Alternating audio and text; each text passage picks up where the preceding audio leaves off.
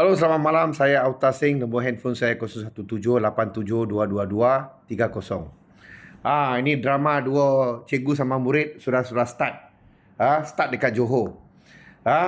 Di mana Johor punya Menteri Besar, Barisan Nasional Chairman Johor, dan juga pengurusi UMNO Johor, sudah umum dia BN Johor akan go solo. So dia takkan combine dengan mana-mana parti di peringkat kerajaan pusat macam kerajaan perpaduan. So itu satu keputusan saya sokong penuh tau. Tapi secara moral secara kalau ikut protokol parti itu adalah satu keputusan salah. Menteri Besar itu Johor tu patut digantung. Dia punya keahlian UMNO dan juga keahlian dia sebagai pengurusi BN Johor. Ini orang patut gantung. Kalau ikutlah, kalau you tak gantung, artinya you restulah apa yang dia umum.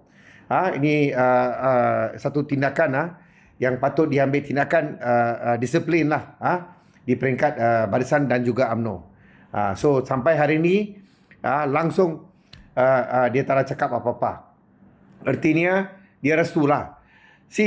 Saya pun sudah tanya dengan MCA dan MIC dua-dua cakap tak ada pernah ada meeting untuk buat keputusan untuk bagi restu kepada MB Johor untuk go solo. So macam mana ini orang boleh buat keputusan macam ni, atau itu Johor punya Menteri Besar buat keputusan sendiri? Setahu saya lah itu BN dia punya bapak punya. Dia selalu buat keputusan macam bapak dia punya BN. So tak tahulah apa yang berlaku. So tak ada tindakan disiplin, tak ada apa-apa komen oleh dia. Tiba-tiba ini orang pula buat drama. Dia buat drama dalam itu AGM PKR di Johor.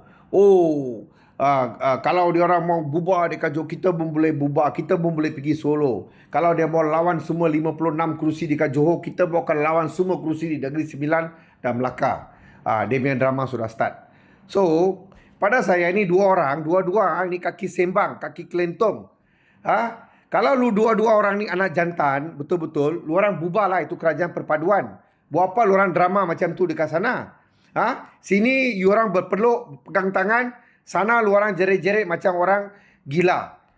Buat drama. You ingat semua rakyat Malaysia semua bodoh. Lu punya menteri lu punya menteri itu Fahmi bodoh punya menteri tu yang tutup orang punya akaun TikTok, akaun apa-apa semua dia orang kasih tutup. Dia pula cakap, saya sudah cerita dengan ini orang, saya sudah cerita dengan ini orang. Tak ada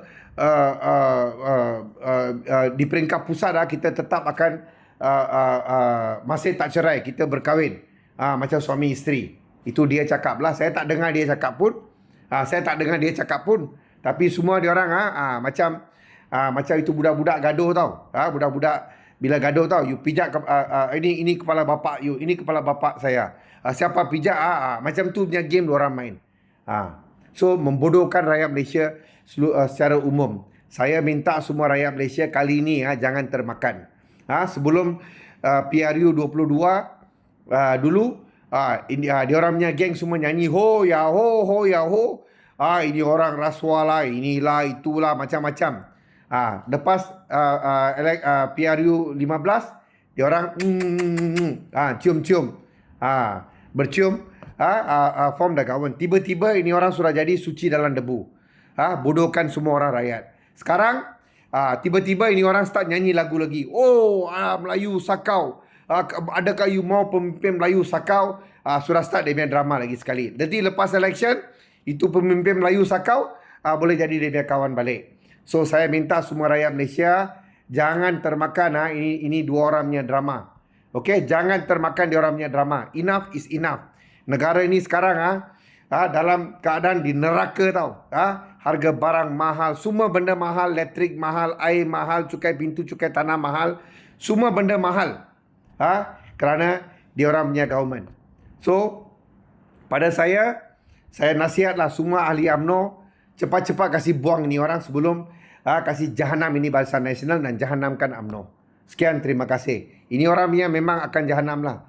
So pada saya tak ada satu Academy Award yang paling sesuai untuk ni dua orang punya drama. Sekian, terima kasih.